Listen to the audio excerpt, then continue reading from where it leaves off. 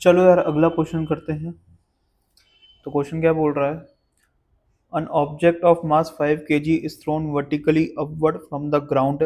The air resistance produces a constant retarding force of 10 Newton throughout the motion.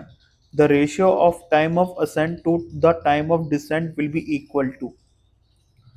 तब तुम देखो,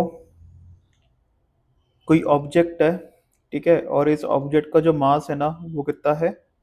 5 kg है। इसको तुम ऊपर फेंकते हो। तो लेट सपोज किसी स्पीड से फेंक रहे होंगे, तो स्पीड मैंने यू मान ली है। तो जब ये ऊपर जा रहा होगा तो जो तुम्हारा एयर रेजिस्टेंस के कारण जो फोर्स लगेगा ना वो तुम्हारा नीचे की तरफ लगेगा। ठीक है। और जब तुम्हारा ये नीचे आ रहा होगा ना, मतलब जैसे इसकी जो ट्रेजेक्टरी होगी वो कुछ ऐसी तो होगी, फिर ये नीचे आएगा। तो जब ये नीचे आ रहा होगा ना, तो तुम देखो कि जो तुम्हारा वेलोसिटी वेक्टर है वो तो तुम्हारा नीचे की तरफ होगा। सही कि नहीं? तो ऑफकोर्स ही बात है कि एयर रेजिस्टेंस के कारण जो फोर्स होगा वो ऊपर की तरफ लगेगा। तुम्हारा जो एयर रेजिस्टेंस के कारण जो फोर्स लगेगा ना हरदम, वो वेलोसिटी के अपोजिट डायरेक्शन में लगेगा। ठीक है। और ये जो फोर्स है ना वो कांस्टेंट फोर्स है, जो कि 10 न्यूटन दे रखा है। अब तुम देखो इधर, ऊपर जाने में और नीचे आने में कॉमन क्या है? मेरे हिसाब से जो कॉमन है ना वो ये है कि जो ऊपर जाने में जो डिस्टेंस ट्रेवल कर रहा है, फिर ये नीचे आने में जो डिस्टेंस ट्रेवल कर रहा है ना वो सेम है। तो मेरे को लगता है कि ये अपना एच के बराबर है, तो ये भी अपना एच के बराबर ही होगा। तो मेरे को जो फाइंड आउट करना है वो क्या फाइंड आउट करना है? Time of ascent upon time of descent का रेशियो फाइंड आउट करना है। सही है। तो अब तुम देखो इधर, जैसे जो मेरे पास सेकंड इक्वेशन ऑफ मोशन है वो क्या है? वो अपने पास है s is equal to u t plus half a t square. तो तुम देख सकते हो कि जब ये पार्टिकल तुम्हारा ऊपर जा रहा होगा तो जो तुम्हारी फाइनल वेलोसिटी है, मतलब जब ये टॉप मोस्ट पॉइंट पर पहुंच जाएगा तो जो फाइनल वेलोसिटी वो जीरो जाएगी। मैं बेसिकली पहले टाइम ऑफ असेंट निकालना चाह रहा हूँ कि टाइम ऑफ असेंट क्या होगा। ठीक है। तो मैं इस मोशन को डिवाइड ही कर लेता हूँ, ज़्यादा बढ़िया रहेगा यार, ताकि तुम कंफ्यूज ना हो। तो ये अपनी पोजीशन वन है ऑब्जेक्ट की, ये अपनी पोजीशन टू है ऑब्जेक्ट की, और ये अपनी पोजीशन थ्री है ऑब्जेक्ट की। तो पहले जो मैं बात कर रहा हूँ, मैं वन से टू तक की कर रहा हूँ। तो वन से टू में तुम देख सकते हो कि टू पर जो तुम्हारा वेलोसिटी होगा ना ऑब्जेक्ट का वो जीरो होना चाहिए। अब इसको मैं एक और तरीके से लिख सकता हूँ। इसको मैं लिख सकता हूँ बेसिकली, जो तुम्हारा ये यू है ना इसको अपन वी माइनस ए टी भी बोल सकते हैं। सही है। टी से multiply as it is plus half a t square. तो ये अपने पास जो आ जाएगा ना वो क्या आ जाएगा? We T minus half a t square. ये भी अपना एस के बराबर है, बस वी क्या है? अपना फाइनल वेलोसिटी है। तो जब मैं वन से टू की बात कर रहा हूँ, जो मेरा टाइम इंटरवल होगा वो बेसिकली टाइम ऑफ असेंट के बराबर होगा। जो मेरा फाइनल वेलोसिटी वेक्टर है वो मेरा कितना है? वो जीरो के बराबर है। जो मेरा डिस्प्लेसमेंट वेक्टर है वो मेरा एच के बराबर है। अब बात करते हैं ये एस्केलेशन की। तो यहाँ पर मेरे को बेसिकली जी इफेक्टिव का कॉन्सेप्ट इंट्रोड्यूस करना पड़ेगा।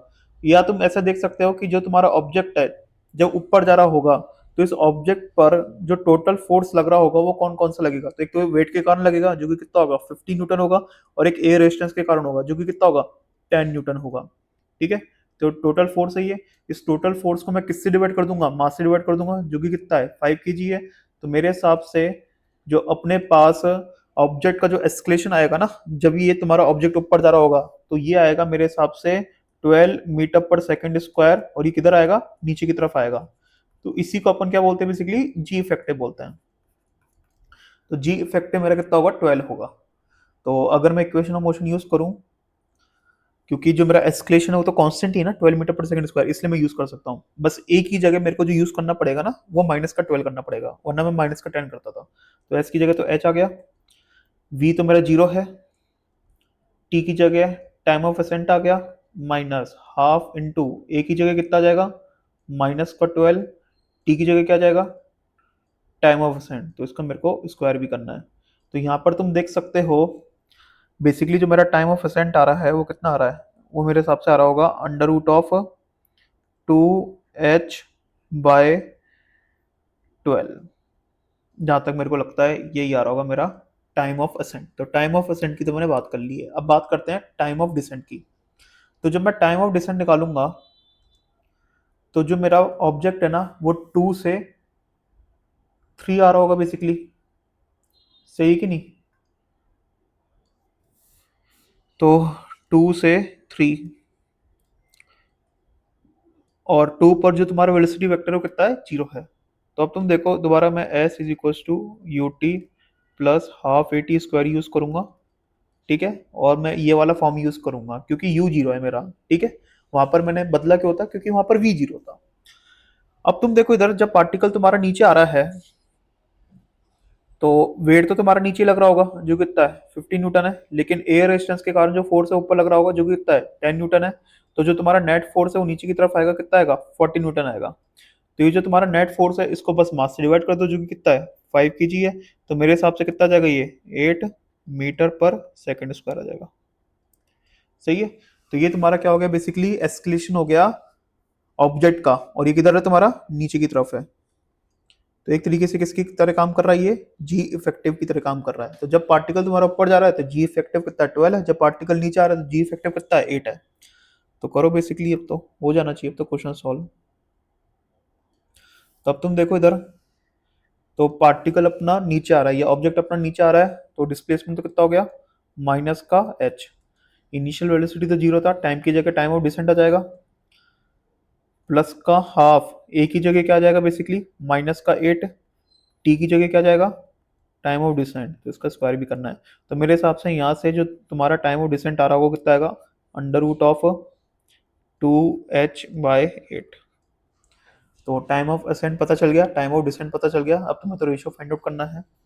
तो मेरे हिसाब से जो तुम्हारा time of ascent upon time of descent का जो रेशियो आएगा वो क्या आएगा under root of 2h/12 divide by under root of 2h/8। तो मेरे हिसाब से आएगा ये अंडर रूट ऑफ 8/12 मतलब अंडर रूट ऑफ 2/3। तो जो मेरा आंसर है वो क्या होगा अंडर रूट ऑफ 2/3 मतलब √2 रेशियो √3। ये अपना टाइम ऑफ असेंट का और टाइम ऑफ डिसेंट का रेशियो होगा बेसिकली। तो आंसर मेरे हिसाब से जो हो गया है ना वो कौन सा हो चुका है, ऑप्शन 2 हो चुका है।